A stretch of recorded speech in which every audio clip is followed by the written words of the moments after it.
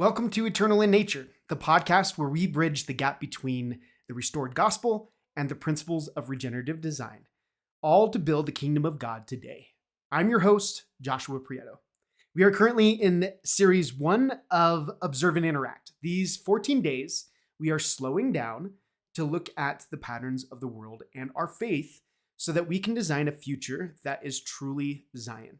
Let's dive into today's observation and begin to interact. Welcome back to Eternal in Nature. I'm excited to get into the second episode here and really dive into some of the meat of what we are going to be talking about and the main purpose for Eternal in Nature. Now, today, if you saw the title, we're moving from self-reliance to Zion.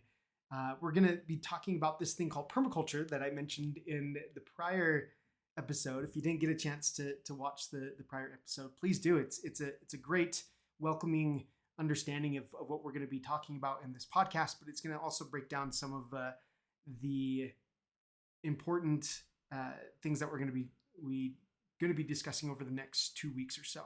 I'm planning out most of my content in 2-week periods, and this being our Tuesday episode, I wanted to really start to talk about a very important design skill that I have learned over the years that I hope my fellow brethren and sisters my brothers and sisters in the Church of Jesus Christ of Latter-day Saints would also take part in as well and utilize it to help them in building the kingdom of God.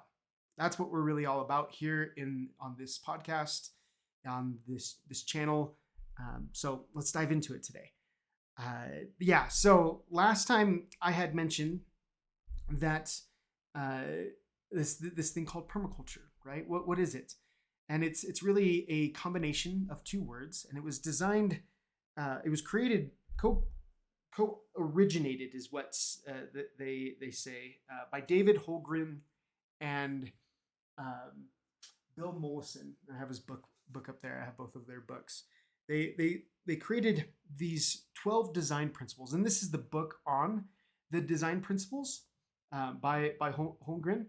And so it's principles and pathways beyond sustainability, meaning that we're moving towards regeneration. That if we're just going to sustain the status quo, we're actually going to deplete any resources, any chance of us valuing future generations is not going to be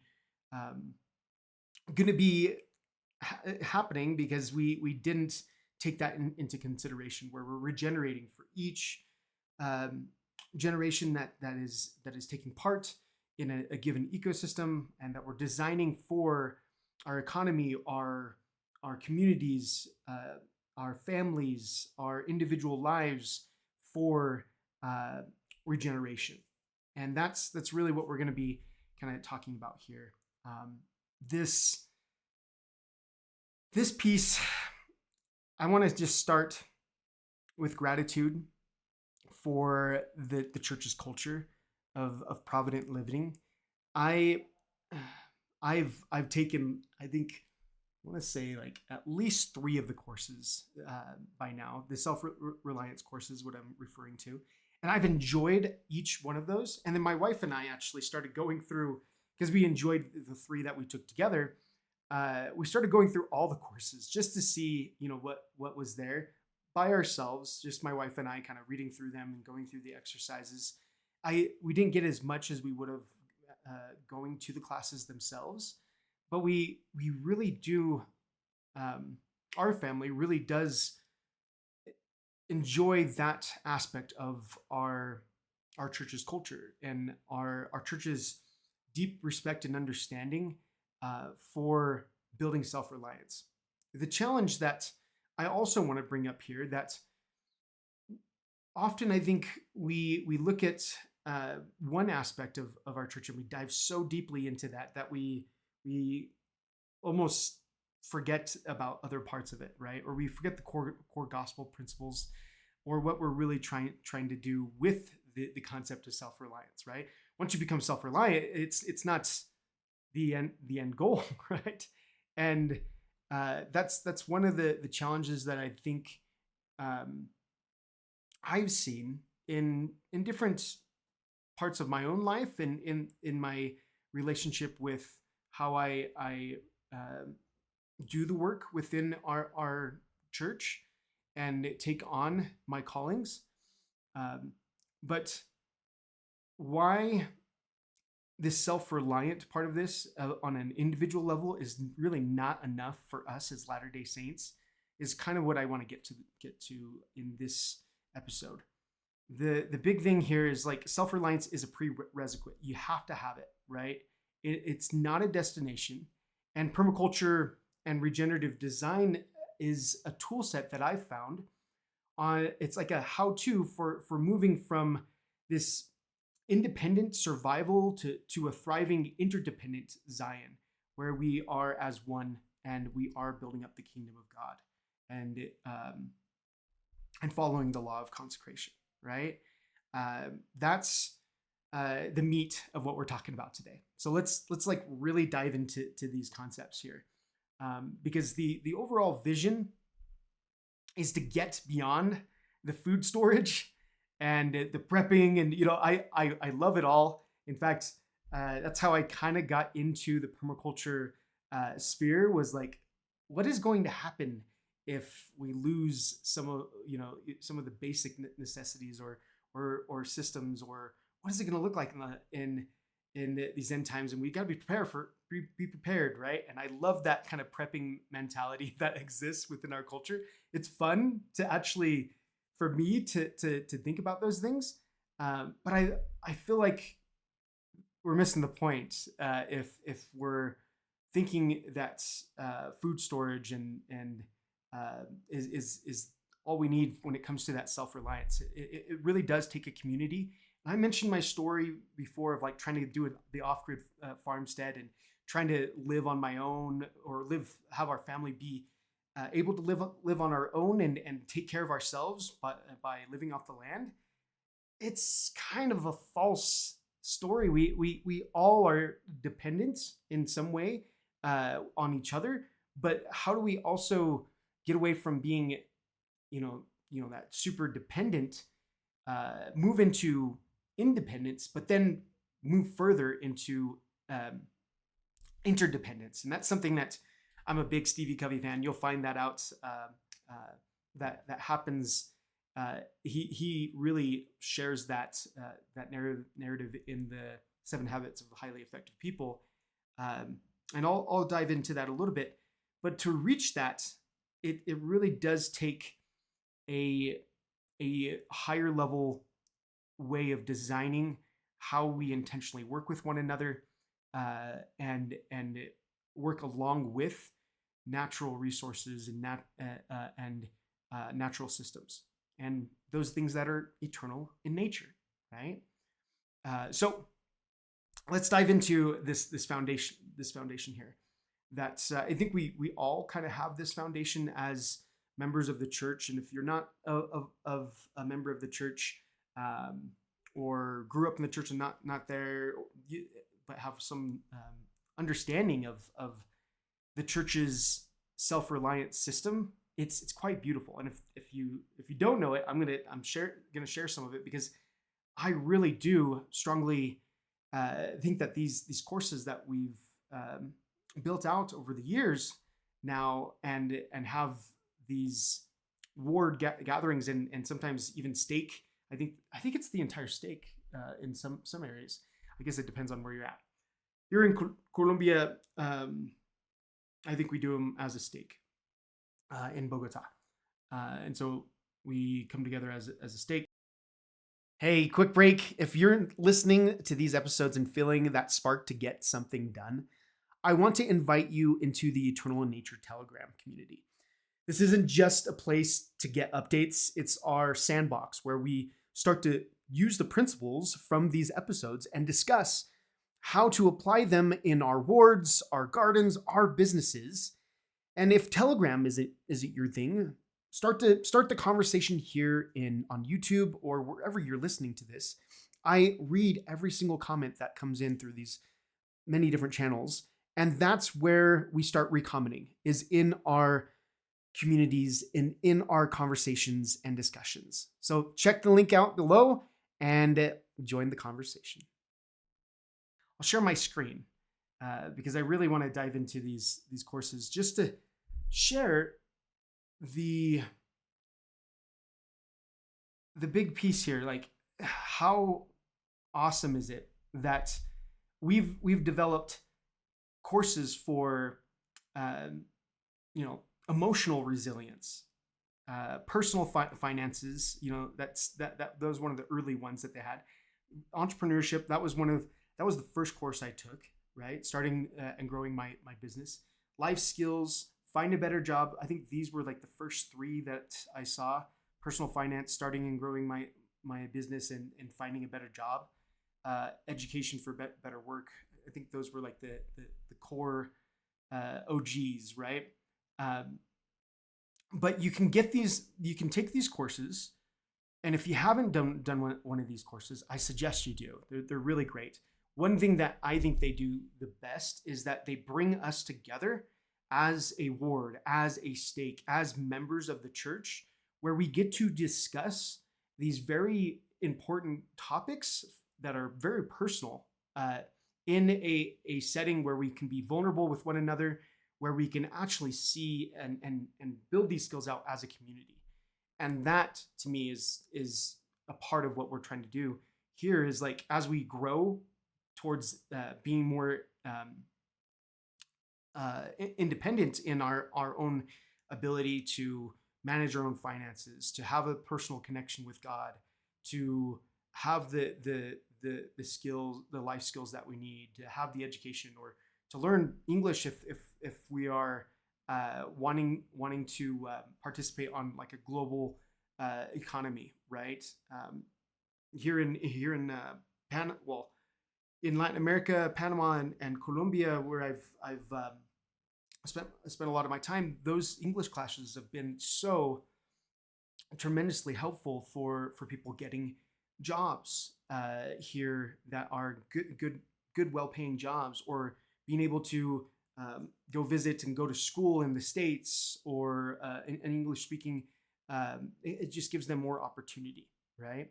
And so doing that as a community, we're building out our own independence, but we're also working towards this interdependence of, I actually need you, and an understanding that if you and I come together, it's greater than the sum of its parts. The education, what I learn, how I grow, is going to be better. And so I've really enjoyed these courses, and I'm glad that we have them as a resource in the church.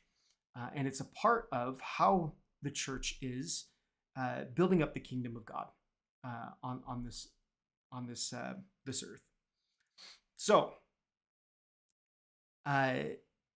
the self-reliance courses, these are kind of the foundational pieces here. We have these roots that give us the strength to stand and get going on some of these skills, so that we can be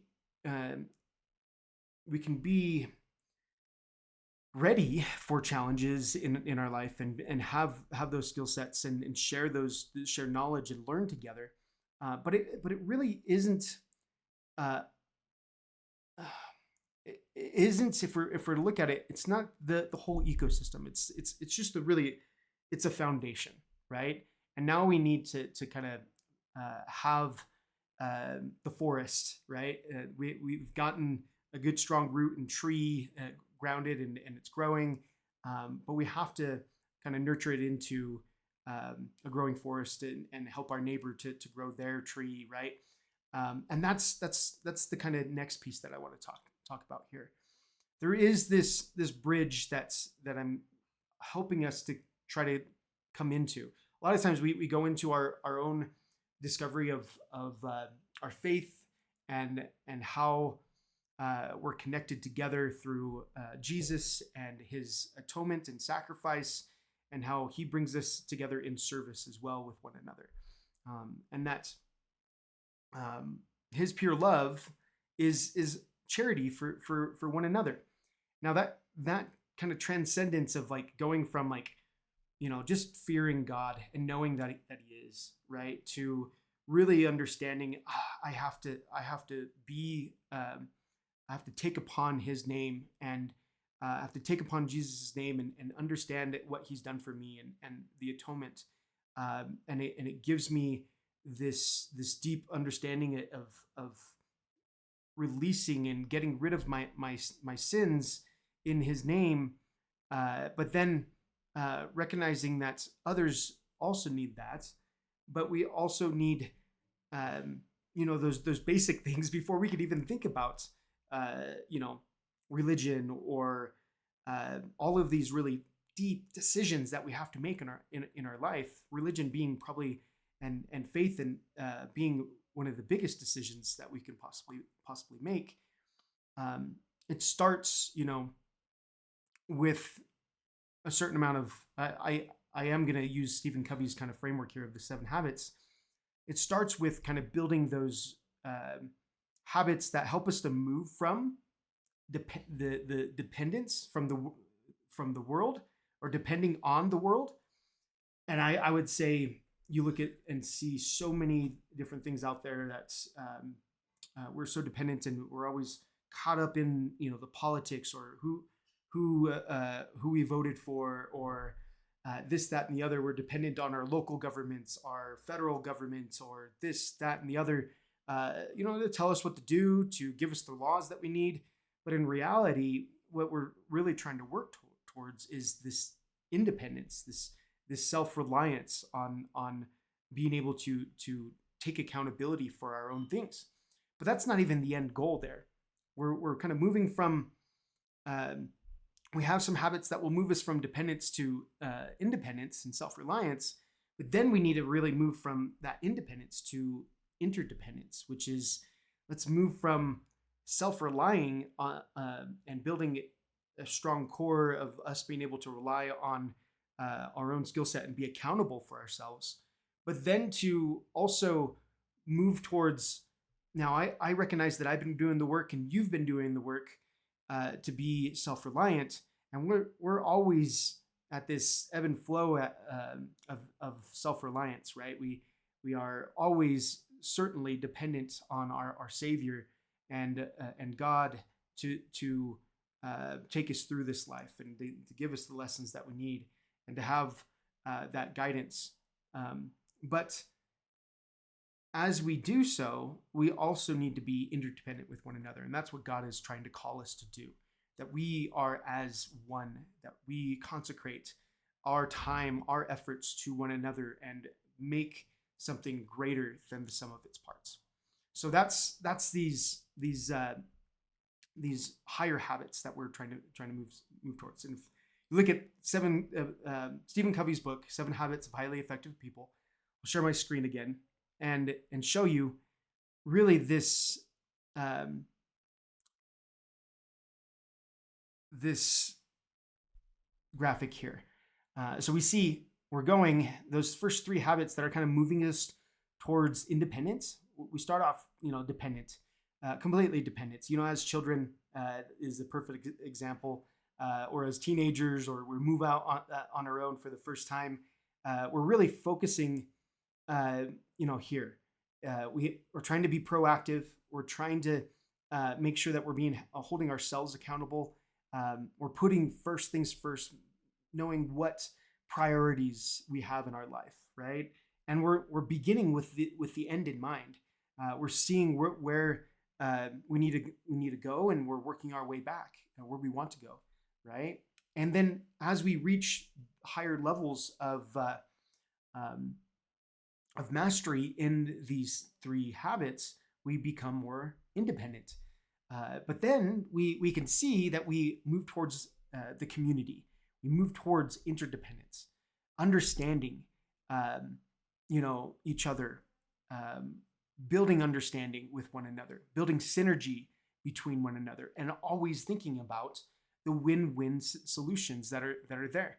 And this now kind of gives us that perspective. The habit 7 kind of helps us to keep all of this going. That's sharpening our saw daily, learning how we can keep on doing better at these habits and moving towards interdependence.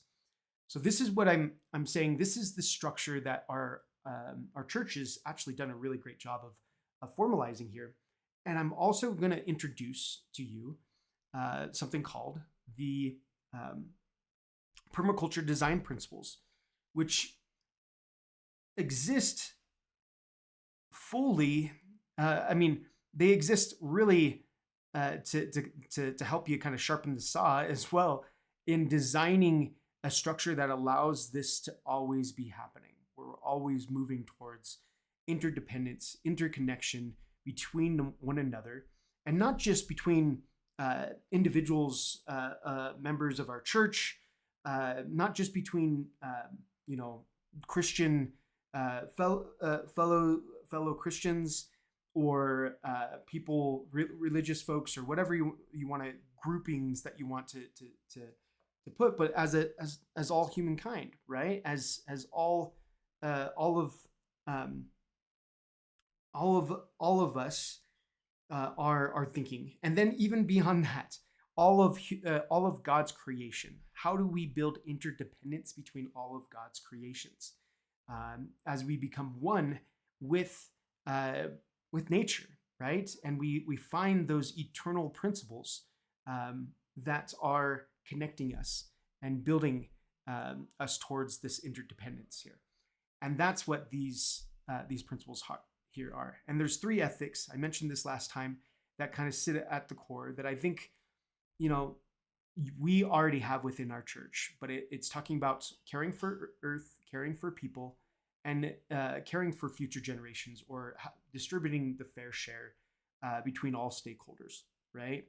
And this, I just kind of want to mention here, these principles, there's 12 of them, are really how we start to design our lives, our home, in our homes, the land that we have stewardship over, the communities that we have influence in, and the bioregions that we exist in, our responsibilities as citizens in our countries, or I'm an expat, so as a community member, as in my own community here in Bogota, in my barrio, this is what we're supposed to be in our wards, right? As well, helping using these tools to help us design. And again, I have a certain perspective. This is not what the church is telling you. Stephen Covey is also not what the church's official stance are, even though there's a lot of principles put into the work that he's done. But these self-reliance courses are a good foundation, that also has principles that all of this is going to carry. I'm giving you another tool set with these 12 principles that will help you to really hone in and understand how you can design your life in a better way that is leading us towards interdependence, interconnectedness, and building up the kingdom of God. So let's just talk about these principles really to give you an overview, but also give you some examples. So principle 1, observe and interact. Really, this is about understanding what's around you, recognizing patterns that exist, and being able to figure out, what's going on, essentially, right? What the system is. We got to look at things holistically in our lives, and we got to remove the minimalist or reductionist thought that has plagued humanity for most of the industrial age, where we're trying to figure out how do we solve this small problem and reduce everything to solving this one problem, but then forget all the other problems that are around us, right? And so that's what observe and interact is that we got to really observe and interact the systems around us, how they interplay with one another, and look at things holistically. And as we do so, we start to well, these are not linear by any means. But as we do so, we start to figure out ways to design, and I'm trying to find the principle that I'm looking for here is design from patterns to details, right? So we observe and interact, we start to recognize these patterns, and we should never just go straight into designing our lives from simple details, but we should look at the principles, the things that patterns that are going to exist over time and reoccur over and over again, and design from those first, then to figure out the details. And you find this in nature all the time. You find this this pattern existing really. Let's just talk about gardening, right?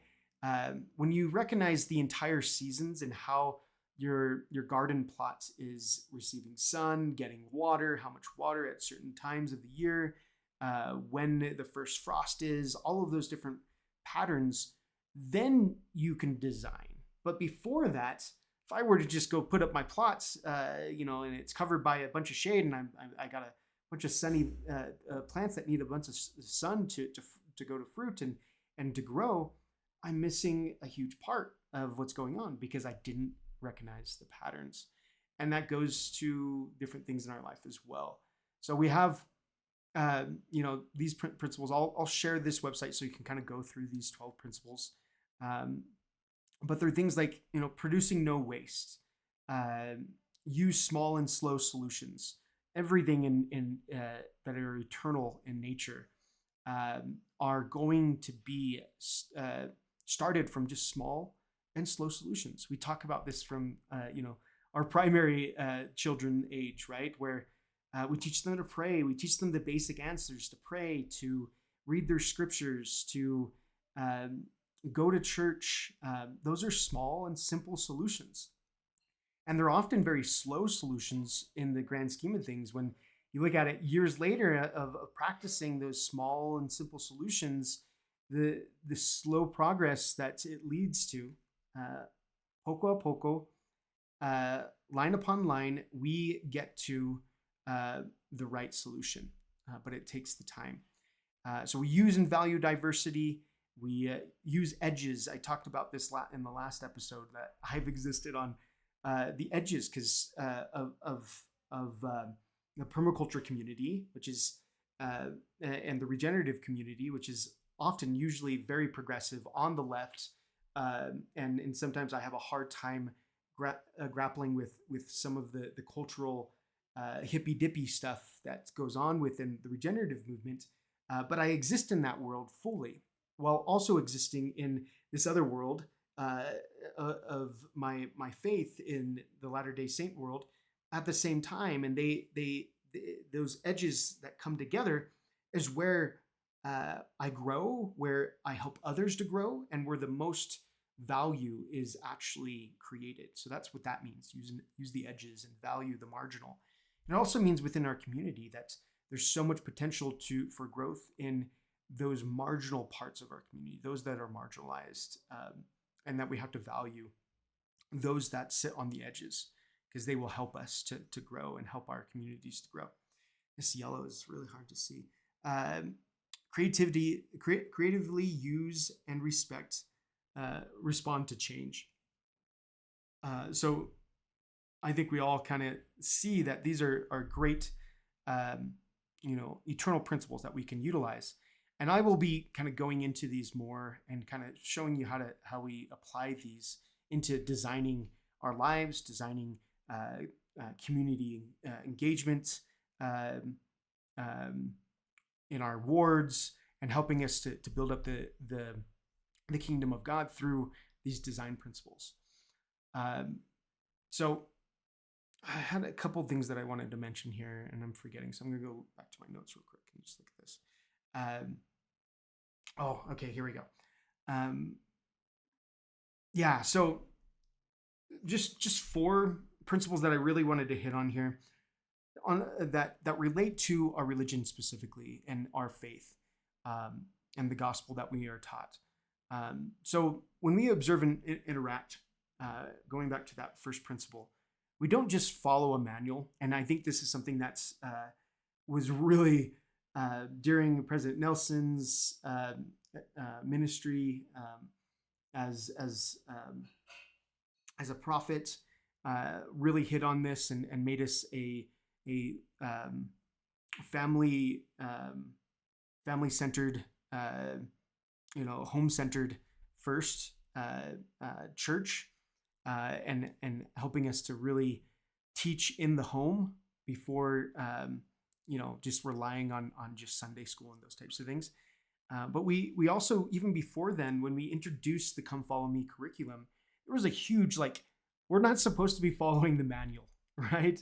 It's not about just reading off the manual and kind of getting the lesson done or getting through all the talking points in the lesson. It's about having those conversations, about interaction and observing how other people are living their lives and those types of things when we're learning things, right? So that observe and interact, we're supposed to be looking at the specific ward as a whole, as our quorums, right? As our councils that we're working in, as the entire region that we're focused in on, state, whatever callings that we've been given, we have a specific whole that we're working on. It could be just ourselves, our whole selves. It could be our whole family, our whole ward. And I even hope that we consider our whole bioregion when we're looking at these things. How do we understand, if I'm in a ward, there's also, I'm butting up to, in Utah, we're in a desert, right? We're in a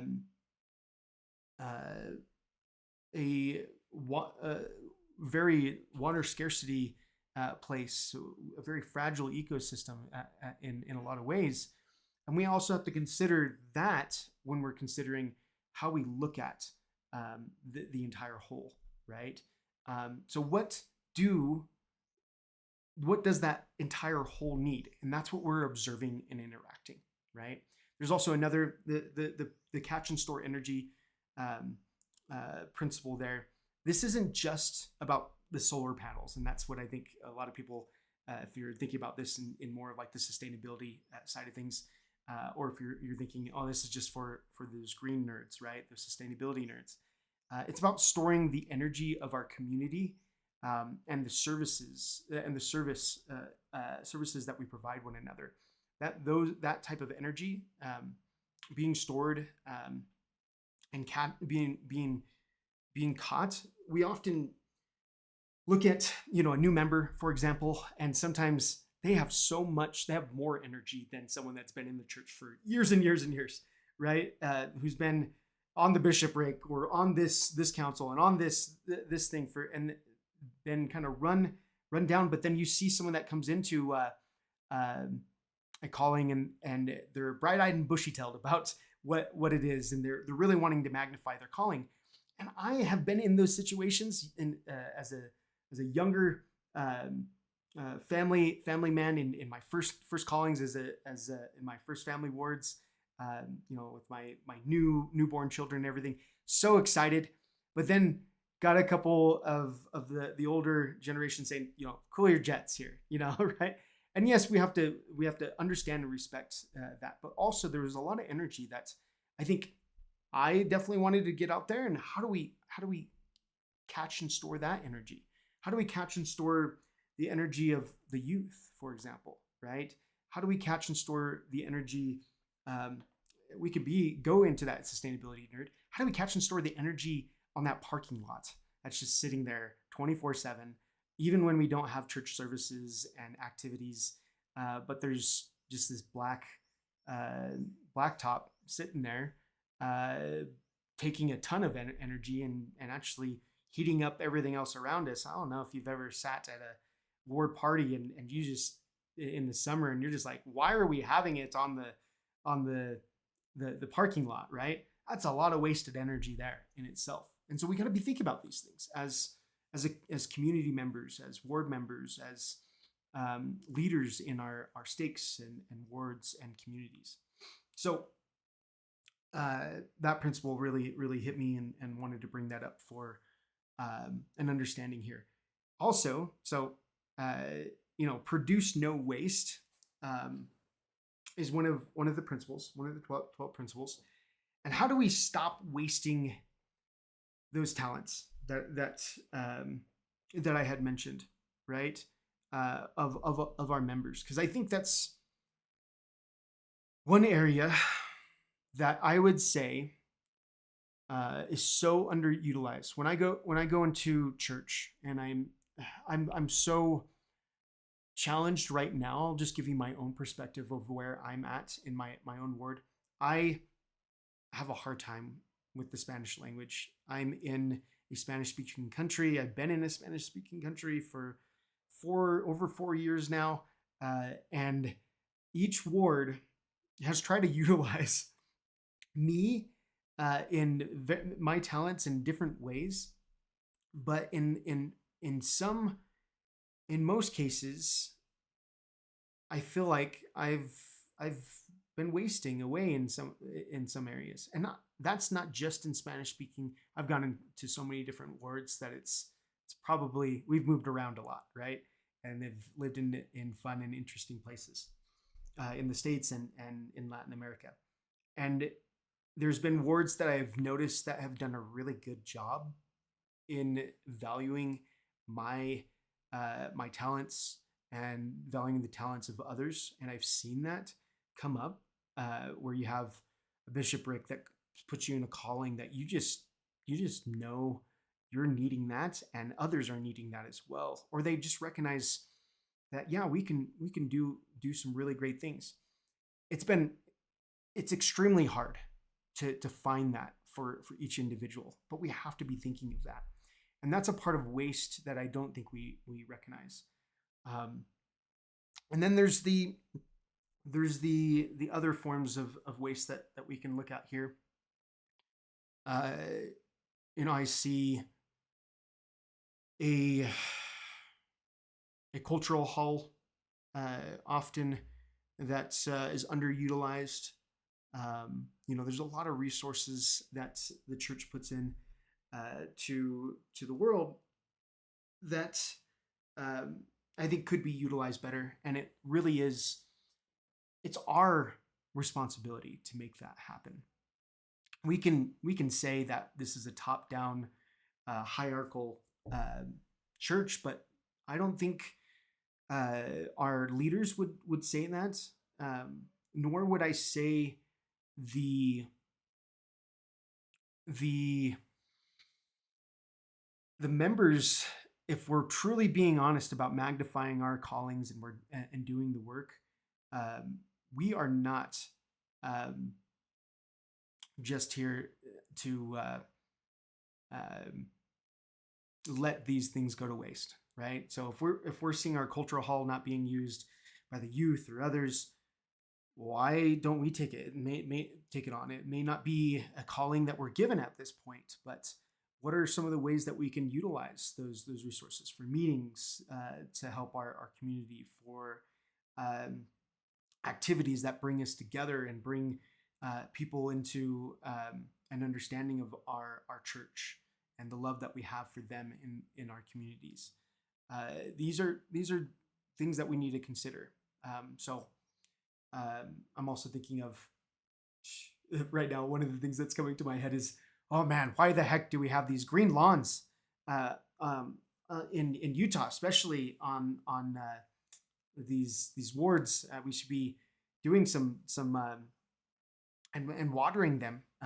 Why don't we have some gardens there, right? Some community gardens. And I have never asked, but I've tried in one ward to set up a community garden. I did ask. I did ask, and in one word, and it was thought of for a brief moment, and then just never really came into fruition. And it was in Latin America. It was in Panama, where you can grow just about everything. And in fact, in that ward in particular, there was someone neighboring house. There was a house that had a bunch of banana trees that there would hang over into the ward, and so you can actually pick the bananas over, and there's always citrus trees growing and whatnot, and I think there's even citrus trees. why can't we actually be growing food for one another in our on our wards instead of watering grass? I feel like that's a place of waste that we as members can take on within our individual wards and advocate for that. But that's something we have to do together. I'm not saying that you go and start guerrilla gardening on church grounds without really working with your leaders, Bishop Rick and so forth to make that happen. But you can start making those things happen. I've had started some of those conversations and want to still. I want to make it almost a consistent thing across all our wards to have gardens instead of grass, that we govern together and we tend together, steward together. Okay, one last area before I move on here. Well, maybe I can hit on a couple other things here. Integrate rather than segregate. This one I think hits on so many different levels for me. But a permaculture principle here: integrate rather than segregate.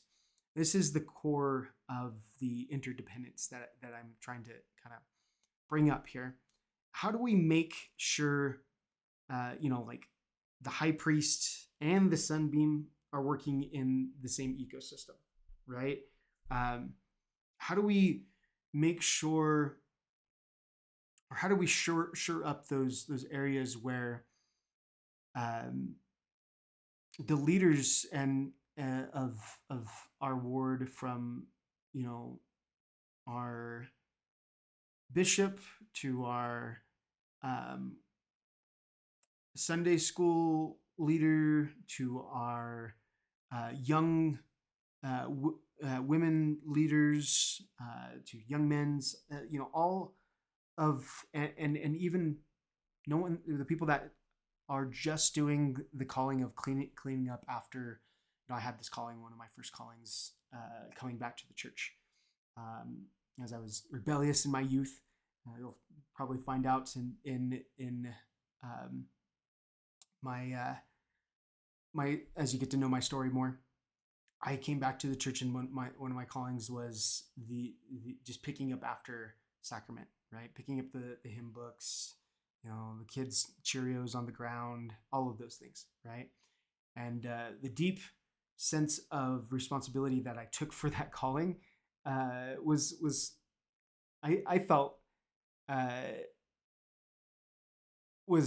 wasn't hard for me, but it took me some like humbling moments of like, oh, I guess everybody has to have a calling, and this is my calling at this moment, right? And maybe we have those callings, but how do we integrate those callings into the whole, right? Rather than kind of segregate, leaders from people that are just doing, helping out in the library or doing this and doing that. The core of this is that, obviously we see that one person is definitely needed. The person that's helping us get print off copies in the library is just as much needed as someone that's, our bishop teaching and talking. But we do feel like, I know, at least I have felt this way, that there is this hierarchy that really doesn't exist. If you're really looking at our church organization and how we are really supposed to govern together, how do we make that happen? Are we working in the same ecosystem when we're talking about our individual callings and our individual magnifying those callings, but going? How do I bring this up without not sounding like I'm going against anything in the church, because I'm not. I'm trying to share something that I feel there's areas that we can better integrate, and I think it's more cultural challenges that we have in our church rather than gospel challenges. and what we're being taught.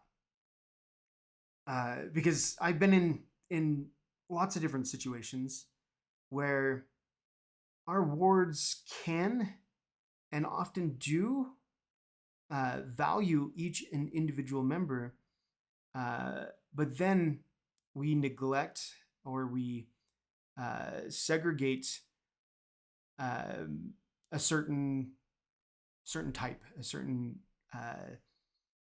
folk, right?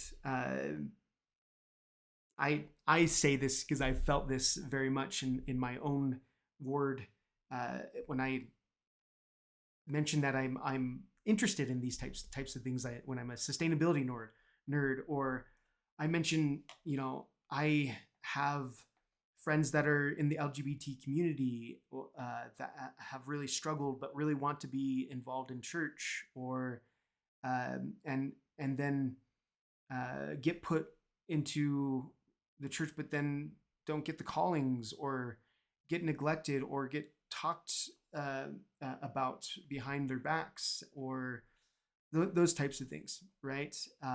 And that, I feel like, is some of the biggest challenges that we have culturally, is that we often do still segregate from one another. I'm not going to really go into too much detail, but those that I'll just share my own experience, I guess, to hit on this one, because I really do want to hit on this point.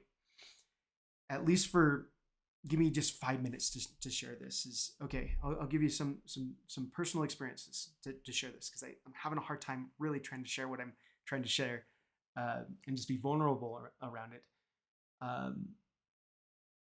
I'll give you one example. It's not the only example, but I was in a ward in Montana. We were building our off-grid homestead, and it meant that I was this young family.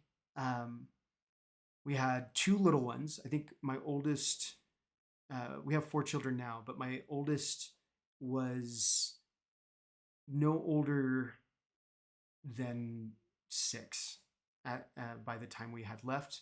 But when we got there, he was 3, and my other was like 1 when we first got there. So really young kids, right? Nursery. My calling was nurse in the nursery with. Oh man, this ward had so many kids. I think it felt like the average family size was like at least a family of 6, but 4 children, at least a family of 4. But our bishop had 10 children. There was another that had three sets of twins and a child, and then they had another additional child on the way when we were leaving. So there was like big families, right? Really big families.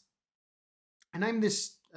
We're 2 children, right then. We had our 3rd there as well, and we were younger family, probably one of the youngest families in the ward. So we're still kind of looked upon, but we had looked upon differently, and have a different kind of role in our ward and how we fit in. But because we came there with a trailer, an Airstream trailer that we had restored. I had saved up a bunch of money. We restored the trailer, Emily and I, and we basically quit our jobs and decided that we were going to move to Montana, purchase some land, and build this off-grid farmstead. So we buy this land and we live on it just with, we're going to do everything cash, right? We buy this 10 acres, so we're going to develop it. And we just live on the property off-grid, in our trailer, with solar panels and everything. And we plan on doing that for an entire year before building on it, right? And everybody's looking at us like, you guys are crazy. You guys are a little weird. We did receive a lot of love and care from our ward, and we found some other interesting folks that were also maybe considered outcasts in the ward. But that's the challenge that we had. We felt very much like we were outcasts. And there was another, another family doing similar things, a younger family. They were inactive. They had some challenges coming to church, um, and they had a couple young children doing a similar thing. They were building their own house, 10 acres in the same area that we were too. And we would get some comments that were kind of hurting, that hurt. Why are you doing this? Don't you know that you're hurting your family? Are you considering your children? Those types of comments were kind of blatant, and they were usually by like the really old couple. But we also got it from others, and we got looked at a certain way. It also meant that we felt very, very different, and very, rather than being integrated into the ward, segregated from the ward. And that's because we were the marginal community. A design principle when we're designing communities or designing land using permaculture principles is also value. I mentioned it. Value the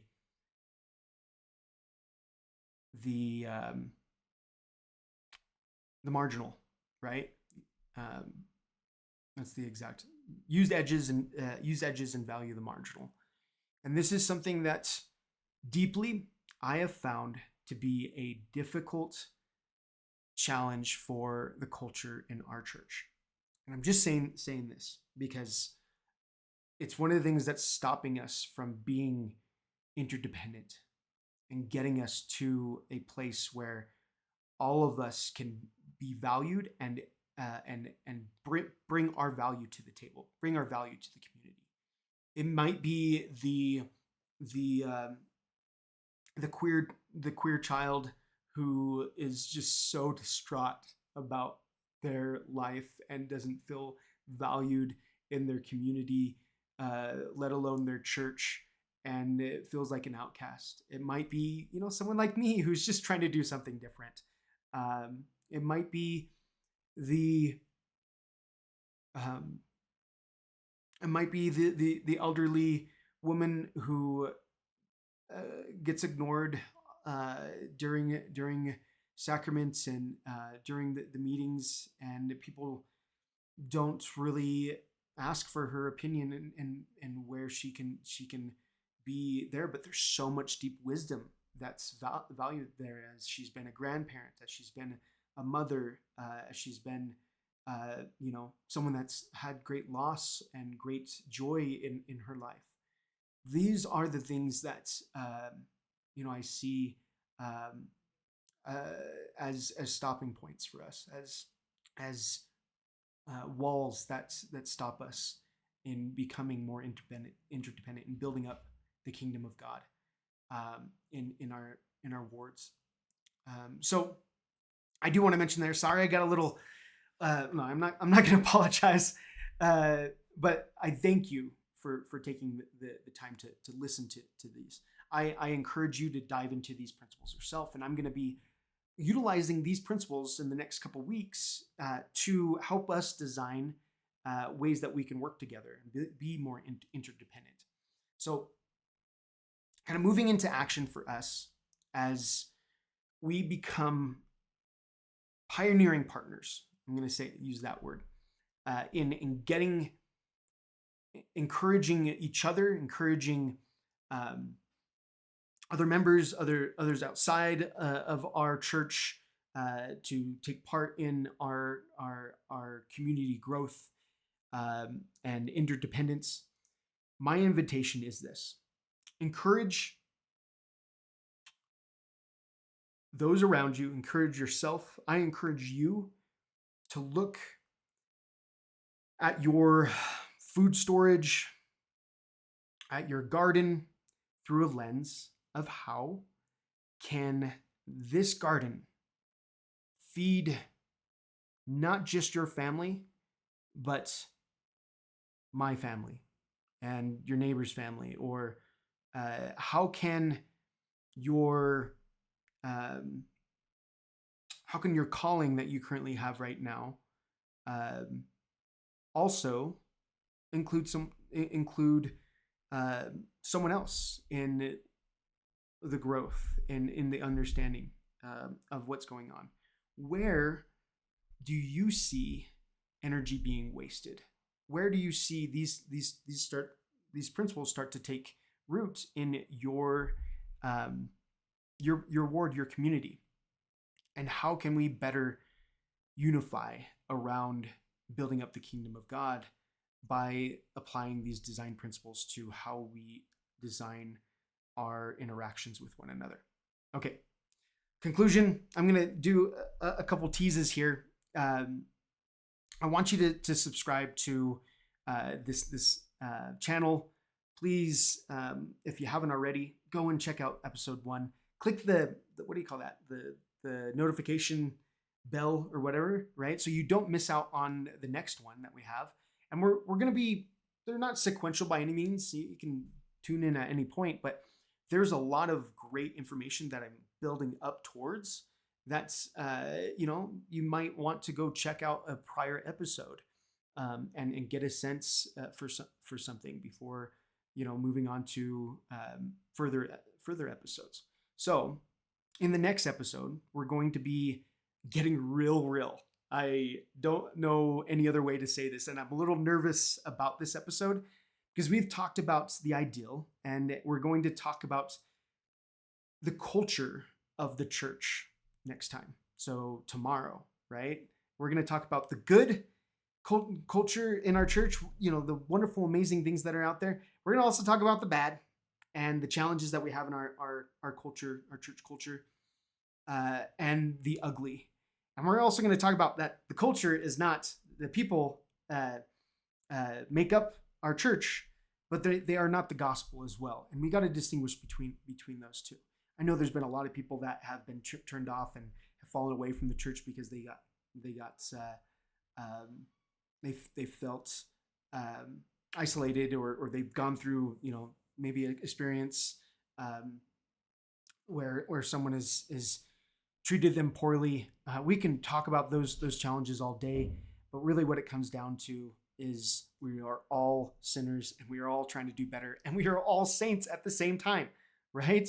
So how does that work? Well, we're going to talk about that type of culture and what it all means and how we can really start to build towards a truly regenerative community that helps one another generate better feelings, better spirituality, better solutions to our challenges, to our current circumstances in the world, and to all the calamities that we're facing in these latter days.